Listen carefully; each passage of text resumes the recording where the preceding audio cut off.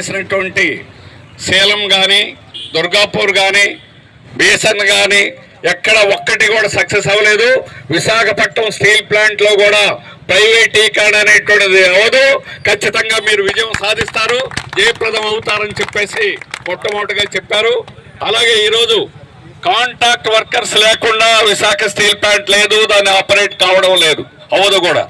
అందుకని 20వ తేదీ నుంచి కాంట్రాక్ట్ వర్కర్స్ నిరోధకంగా సమ్మె చేస్తున్నారు. 4000 మందిని తొలగించడం అనేది భారతదేశ చరిత్రలో ఎక్కడ కూడా కాంట్రాక్ట్ వర్కర్స్ తొలగింపు అనేది జరగలేదు. ఇక్కడ అత్యంత దుర్మార్గమైనటువంటి పద్ధతిలో జరిగింది. దానికి కూడా నోటీస్ ఇవ్వడం కానీ ఒక పద్ధతి కానీ ఏమీ లేకుండా బయోమెట్రిక్ చూసి ఆపేశారు.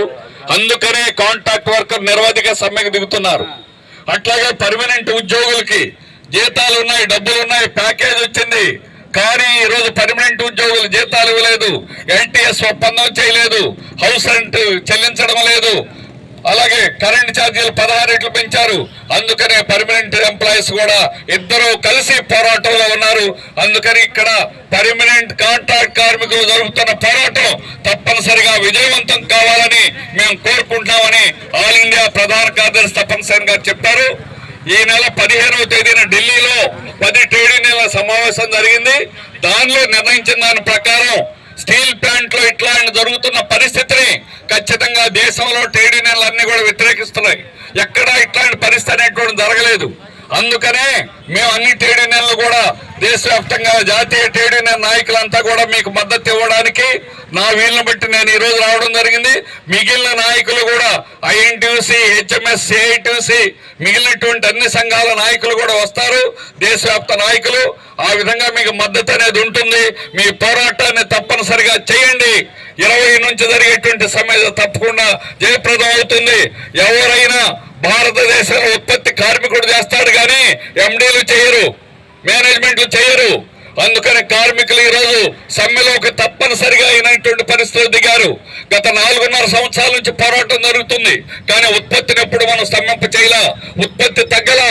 కానీ ఈరోజు మీరు ఉత్పత్తి చేసినా చేయకపోయినా అక్కర్లేదు, మేము వర్కర్లను తొలగిస్తామని జాయింట్ సెక్రటరీ స్టీల్ వచ్చి ఇక్కడ మీటింగ్ పెట్టి అక్టోబర్ 30వ తేదీన నిర్ణయం చేయడం జరిగింది. అప్పటి నుంచి రోజు కార్మికులను తొలగిస్తున్నారు. అందుకని ఇప్పటిదాకా ఎన్ని అవకాశాలు ఇవ్వాలో అన్ని అవకాశాలు ఇవ్వడం జరిగింది. అయినా కూడా వాడు దాన్ని ఉపయోగించుకోలేదు. కాబట్టి ఈరోజు కార్మికుల యొక్క సత్తా ఏమిటో చూపించడానికి, యాజమాన్యం కళ్ళు తెరిపించడానికి పోరాటం జరుగుతుందని తెలియజేస్తున్నాం. ఇప్పుడు చూపిస్తాం మా సత్తా ఏమిటో, కార్మికులంటే ఏమిటో, ఉత్పత్తి అంటే ఏమిటో. ఊరికి అందరినీ వెళ్ళిపోయి లోపల చేయండి అంటే ఒళ్ళు కాల్చుకొని వస్తారు. ఆఫీసర్లు అందరినీ వెళ్ళమంటారు, వెళ్ళి వాళ్ళు ఒళ్ళు కాల్చుకొని వస్తారు, వాళ్ళు ఉత్పత్తి చేయలేరు. ఖచ్చితంగా ఉత్పత్తిని స్తంభింపజేస్తామని ఈ సందర్భంగా యాజమాన్యాన్ని హెచ్చరిస్తున్నాం. ఇప్పుడైనా పరిష్కారం చేయండి, చేయకపోతే తీవ్రమైనటువంటి పరిణామాలు ఎదుర్కోవాల్సి వస్తుందని హెచ్చరిస్తూ తపన్ సేన్ గారు భవిష్యత్తులో కూడా ఈ పోరాటానికి ఆల్ ఇండియా నాయకుల యొక్క మద్దతుని మాకు కూడగట్టాలని మిగిలిన వారితో కూడా మాట్లాడి భవిష్యత్తులో కూడా దీన్ని కొనసాగింపులో సహకరించాలని కోరుతూ ఇప్పుడు అధ్యక్షులు